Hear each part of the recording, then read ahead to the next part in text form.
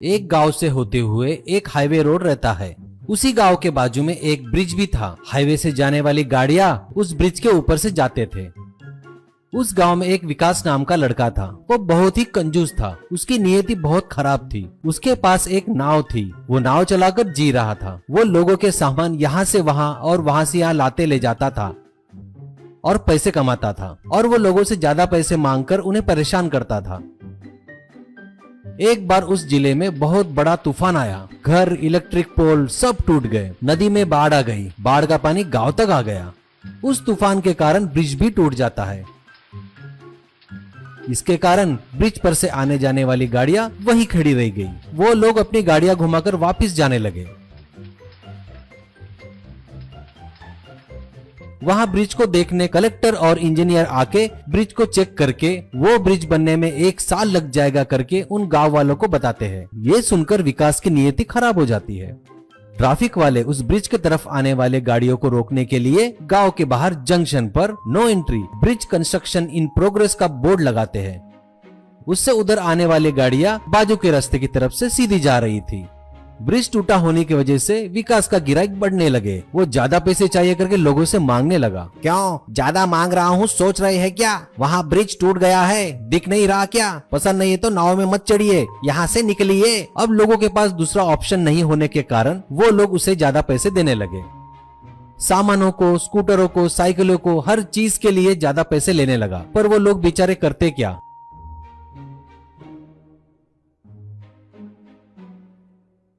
एक दिन विकास की लालच बढ़ जाती है। वो जंक्शन पर जाकर वहां लगा नो एंट्री बोर्ड को निकालकर फेंक देता है और नदी के पास आकर खड़ा हो जाता है।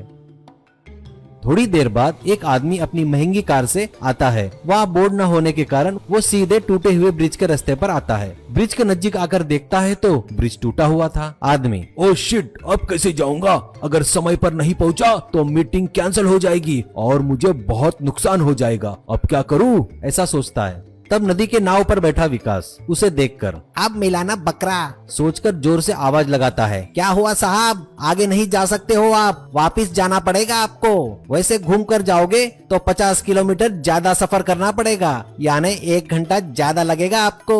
अगर आपको अर्जेंट है तो कहिए, मैं आपके कार को नदी पार करवा सकता हूँ। वो व्यापारी, क्या कार को नदी पार करा सकते हो क्या? वो कैसे? विकास, अरे आइए ना साहब, मैं अपनी नाव से पार करवा दूंगा। आइए साहब, अपनी कार मेरी नाव में चढ़ाइए। व्यापारी, क्या कार को नदी में चढ़ाऊं क्या? गलती से कार पानी में गिर गई तो कितना नुकसान होगा पता है क्या? नहीं नहीं, मैं नहीं चढ़ाऊंगा। विकास, अरे साहब, ये मेरे लिए नया नहीं है।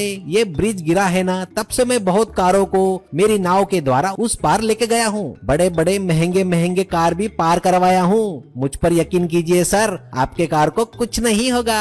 वो व्यक्ति, देखो भाई, मेरी अर्जेंट मीटिंग है, इसके लिए मान रहा हूँ। वैसे मैं कार को नाव पर कैसे चढ़ाऊंगा? और तू इसका कितना पैसा लेगा? विकास, ज्यादा नहीं साहब, बस 25,000 दे दीजिए। ऐसा कहता है। व्यक्ति, क्या 25,000? ये तो बहुत ज्यादा है भाई। विकास, साहब आप मीटिंग के लिए जा रहे हो ना, वो नहीं गए तो कितना नुकसान होगा आपको पता है क्या? उस नुकसान के आगे ये कुछ भी नहीं है। ये कोई बड़ी रकम नहीं है, आप ज्यादा मत सोचिए साहब। ऐसा कहता है। अब उस व्यक्ति को भी रास्ता नहीं दिख रहा था। वो हाँ कहता है।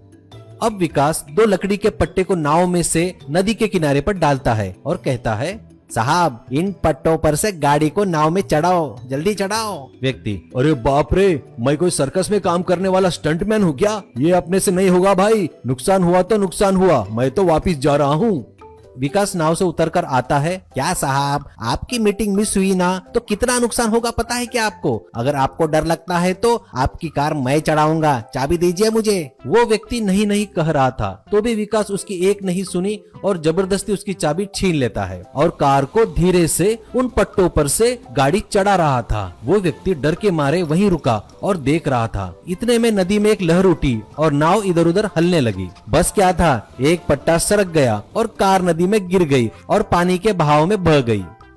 ये देख व्यक्ति सर पीटने लगा। विकास तैरकर ऊपर आ गया। ये देख गुस्से में वो व्यक्ति विकास की जमकर धुलाई करता है और पुलिस को सौंप देता है। वैसे विकास अब जेल की हवा खा रहा था।